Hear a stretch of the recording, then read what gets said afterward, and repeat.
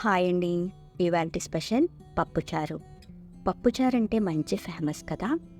ఇంటికో రకంగా ఉంటుంది, చేతికో రుచి ఉంటుంది. ఎప్పుడు చేసినా 4 ముద్దలు ఎక్కువే తింటారు నా స్టైల్లో పప్పుచారు చేస్తే. మరి సింపుల్ అండ్ టేస్టీగా చేసుకుని ఈ పప్పుచారు ఎలా చేసుకోవాలో చూద్దాం రండి. ముందుగా కుక్కర్ని తీసుకుని అందులో కప్పు కందిపప్పును వేసి 1-2 సార్లు శుభ్రంగా వాష్ చేసుకోండి. కొత్తగా మన ఛానల్ని ఎవరైనా చూస్తున్నట్లయితే ప్లీజ్ లైక్ చేయండి. మీ లైక్ని అయితే వృధా కానివ్వను. శుభ్రంగా వాష్ చేసిన పప్పులో ఏ కప్పుతో అయితే కందిపప్పు తీసుకున్నామో అదే కప్పుతో 3 కప్పుల వాటర్ని యాడ్ చేసి మీడియం ఫ్లేమ్ మీద 3 విజిల్స్ రానివ్వండి. 3 విజిల్స్ వచ్చిన పప్పు ఈ విధంగా ఉడికింది. ఈ పప్పుని మెత్తగా బ్లెండ్ చేసి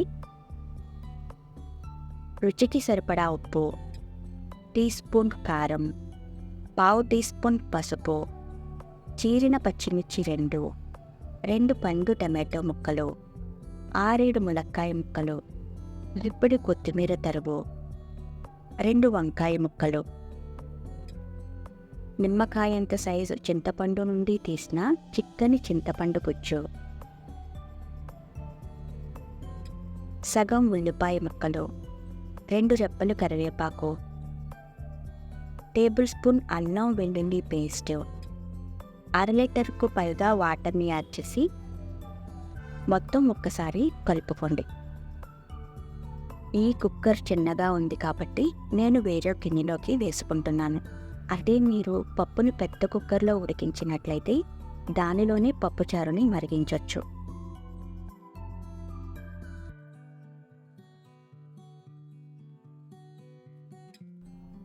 వేసిన కూరగాయలలో సారం దిగేంత వరకు మీడియం ఫ్లేమ్లో మరిగించండి.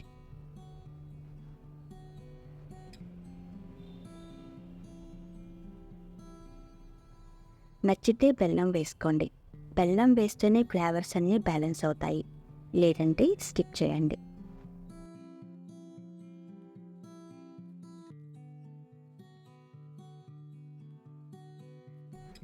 బెల్లం వేసిన తరువాత 5 నిమిషాల పాటు మరిగించండి.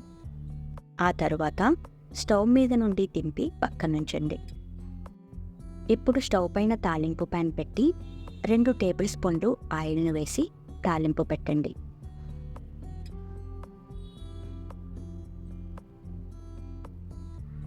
ఈ తాలింపుని పప్పుచారులోకి ట్రాన్స్ఫర్ చేయండి.